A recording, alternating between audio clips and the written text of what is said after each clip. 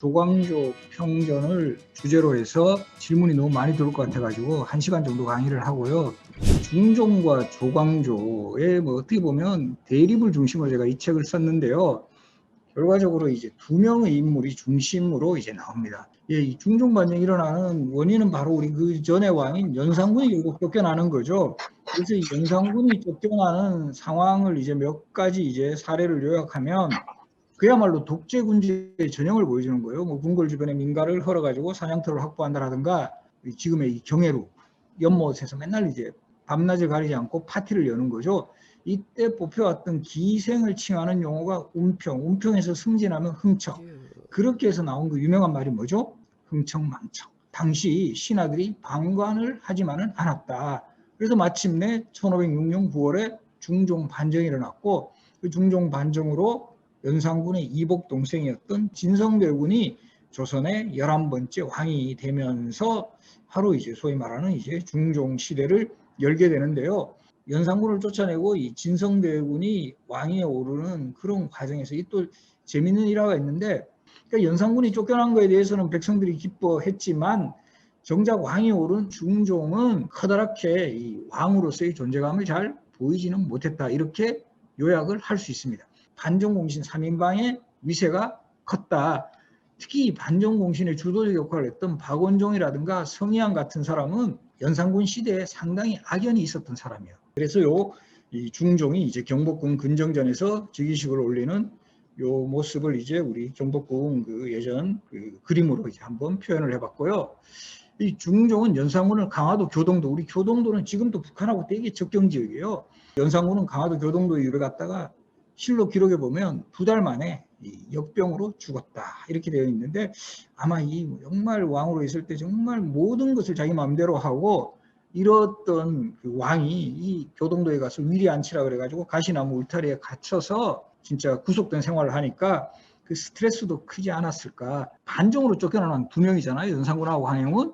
연산군은 2달 만에 병을 얻어 죽었고요. 광해군은 처음에는 강화도로 유배 갔다가 그 다음에 유배지를 교동도로 옮겼다가 최종적인 유배지는 제주도, 제주도에서 결국 그 생을 마감하게 되는데, 광해군은 어쨌든 유배 생활 18년 하셨어요. 연산군은 2개월 했고. 그래서 저는 역사에서 이 광해군은 참 이 유배가 좀 체질에 잘 맞지 않았을까라는 생각을 하게 되는데, 그래서 간정을 잘 받아들이고 학문에 힘썼고, 그리고 이제 중종은 무엇보다 반정으로 즉위했기 때문에 연산군의 실정을 극복해가는 위치에 있었고요. 주목해야 되는 거는 바로 이 조광조를 비롯해서 사오이 살인파 학자들이 많이 등장해요. 결과적으로 보면 중종 시대가 바로 이 살인파의 성장이라는 16세기 역사의 흐름을 잘 반영하는 그런 시대다, 이렇게 이해하시면 될 것 같습니다. 그래서 이제 1506년 중종 반정으로 중종이 왕이 되는데요. 우리 반정이라는 말은 돌이킬 반 바를 정, 바른 것으로 되돌린다. 어지러운 것을 뿌리 뽑아 바른 것으로 되돌린다라는 이 말에서 반정이라는 말을 이제 따온 거거든요. 그런데 이제 나중에 이게 정말 중종 시대의 가장 아킬레스건으로 작용하는데, 반정 공신들이 너무 많은 거예요. 중종 시대는 이 반정 공신들의 그늘에서 벗어나는 이 작업이 상당히 중요했고, 결국은 이것을 본격적으로 추진하려고 했던 인물이 조광조였다. 그러다가 이 반정공신 3인방이 사망하면서 중종이 이제 본격적으로 힘을 얻게 됐고, 중종은 기존의 훈구 세력을 대체할 새로운 정치 파트너를 구하게 되는데, 그때 그야말로 이제 중종의 왕의 남자가 되는 조광조가 눈에 딱 들어온다라는 거죠. 조광조의 운명적인 또 만남이 있어요. 김경필은 정몽주, 길재, 김종직을 계승하는 영남살인파의 핵심 인물이었고, 바로 이 김경필로부터 성리학을 배우면서 조광조가 이 살인파의 어떻게 보면 도통을 선수받게 되는 그런 또 계기를 만들어 갑니다. 오늘날과 같이 어려운 시대를 당하여 옛 성인의 이상적인 정치를 다시 이룩하기 위해서는 무엇을 어떻게 해야 할 것인가. 그때 이 조광조의 답안, 대책이라 그래요.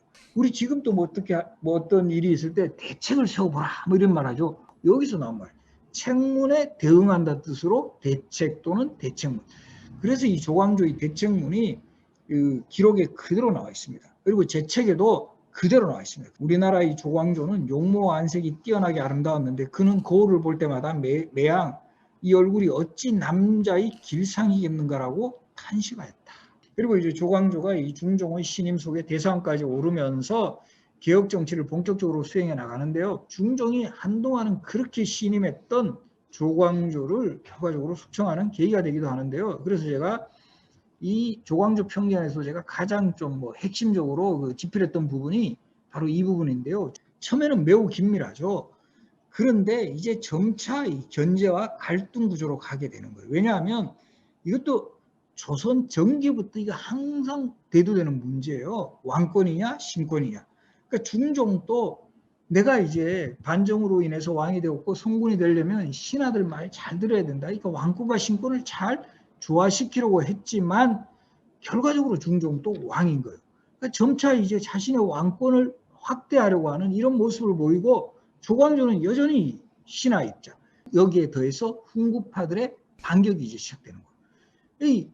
바로 이 홍경주, 남곤, 심정 이런 사람들은 바로 이 중종에게 이 조광조라는 인물은 왕궁까지 넘보는 위험한 인물이다. 이걸 계속 유포시키고 거기다가 심지어는 궁중에 이제 나인들을 시켜가지고 이 일화도 이제 기록이 되어 있는데 주초야 나뭇잎에 주와 초자를 합하면 이게 조시가 되는 거예요. 조시가 왕이 된다. 이런 상황이 지속이 되니까 이 중종도 계속 이제 스트레스를 받는 거죠. 결과적으로 이 소위 말하는 조광조와 반대의 정치적 입장에 있었던 훈구파 대신들 남곤이라든가 심정. 그래서 결과적으로는 제가 이 책에서도 강조했지만 제가 판단했을 때는 또 여러 실록 기록을 종합해 봤을 때는 이건 어떻게 보면 중종의 친위 쿠데타 비슷한 왕의 쿠데타 비슷한 거예요. 중종이 붕당을 만들어 역모를 깼다. 이때 이 붕당을 만들었다라는 것은 바로 혈령과 같은 그런 청거제도를 통해서 좌파 세력들을 키워나갔다. 결국은 전라도 능주로 유배를 보냈다가 이곳에서 바로 사약을 보내서 이 조광조를 제거한. 이 중종의 입장에서는 조광조를 살려뒀다가는 계속 어쨌든 자신에게 위협적인 존재가 된다라고 판단을 했던 거죠. 그런데 후대에는 조광조가 어쨌든 살인의 아이콘이 되어버렸다라는 거죠. 살인파의 아이콘. 그리고 이제 조광조가 능주에서 처형당하기 직전에 그 남겼다라는 절명시. 이 절명시에도 마지막까지 조광조는 되게 순진했던 것 같아요. 마지막에도 이제 그 능주에 유배가 있을 때도 중종이 언젠가는 자신을 컴백시킬 거다 이렇게 생각하고 있는데 조광조에게 가져온 것은 바로 사약이었다라는 거죠. 그래서 그만큼 이 조광조는 중종을 믿었지만 중종은 어느 단계에서는 완전히 이제 제거의 대상으로 생각을 하고 있었다. 그리고 이 조광조의 절명시 아까 제가 잠깐 소개했지만 임금을 어버이처럼 사랑하고 나라 걱정을 내 집 걱정하듯 하였노라. 밝은 해가 이 세상을 내려다보니 나의 붉은 마음 환히 비추리. 그래서 이 애군여 애부 이거 되게 좀 짠합니다. 임금을 어버이처럼 사랑하고 우고 나라를 걱정하기를 우리 내 집 걱정하듯 하였는데 그래서 이 조광조가 이 후대에는 역사의 승리자가 되었다라는 이런 모습을 볼 수 있는 그 기록들이 많이 나오는데 바로 이 조광조 후대를 대표하는 그 살인파의 영수들 우리 뭐 퇴계이황이라든가 율곡이라든가 남명조식 같은 사람은 한결같이 조광조를 높이 평가해요. 그런데 물론 조광조의 한계도 지적합니다. 지금 우리 중종의 무덤이 지하철역으로 유명한 선정릉역의 그 정릉이에요. 정릉. 설릉은 성종의 무덤이고 아버지 정릉은 이제 중종의 무덤이 되게 되는데요. 북흥병원 아들이 이제 선조가 되는데 어떻게 보면 조선 왕실은 중종의 후예들이 쭉 조선의 왕위를 계승한다 이렇게 해석을 해도 돼요. 그리고 원래 중종은 이 희릉에 묻혀 있었는데 중종의 두 번째 계비 문정왕후가 자신이 중종하고 묻히려면 중종 떨어뜨려 놔야 되겠다 해가지고 중종의 무덤을 명분은 아버지 성종의 무덤 곁으로 오는 게 좋다라고 해가지고 성종의 무덤 곁으로 옮겨놔요. 근데 아무리 그 정치적으로 힘이 있었던 사람도 자기 죽으면 자기 뜻대로 되지 않아요. 그래서 이것도 보면 태릉 강릉도 명종과 그 문정왕후 두 모자가 이렇게 잘 계신 것을 이곳에 1966년에 태릉 선수촌이 조성되면서 이 모자 사이를 거의 이제 뭐 갈라놨다 할까요? 그러다가 2016년에 이 태릉 선수촌이 진천으로 이전되면서 이제 두 모자가 좀 더 서로를 지켜볼 수 있는 그런 위치에 와 있다라는 거. 그 당시의 승리자는 중종이 맞아요. 그러나 결국 후대의 역사에서는 조광조가 추진했던 개혁 정책을 상당히 높이 평가하고 조광조 닮아가기를 하는 거예요. 퇴계 이항도 그렇고 율곡 이의도 그렇고. 결과적으로 이 조광조가 설정했던 이런 개혁의 이념이 후대의 살인파학자들에게 계속 실천해 나간다는 점에서는 결과적으로 이 역사의 승리자, 현실의 패배자였지만 역사의 승리자는 조광조였다.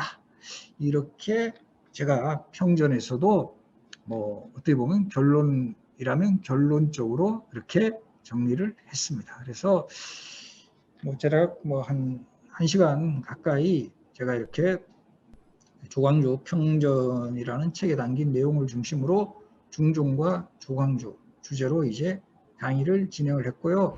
오늘 하여간 이렇게 끝까지 함께해 주셔서 감사하고 다음에 또 여기 계신 분들 제가 이름 잘 기억했다가 좋은 인연으로 만났으면 좋겠습니다. 고맙습니다.